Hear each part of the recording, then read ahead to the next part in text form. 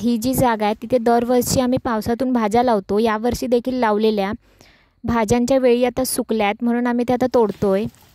हा जो मांडव मी आता तोडते त्याच्यावर मी दोडक्याची वेळ चढवलेली, पण ह्यावर्षी पाऊस जास्त असल्यामुळे त्यातल्या निम्म्या वेळी कुसूनच गेलेल्या. हे जे मांडव केलेले बांबू आम्ही काढतोय तेच आम्ही कुंपण करण्यासाठी वापरणार आहे आणि परत पुढच्या वर्षीला पण हेच वापरायचे, कारण लगेच जून असलेला बांबू 2-3 वर्ष तरी खराब नाही होत. दरवर्षीच्या तुलनेत यावर्षी इथे जरा जास्तच गर्दी झाली. मांडव करताना बांबूंच्या मुदामध्ये दगडी ठोकलेल्या म्हणून ते जरा जास्त गच्च झाले.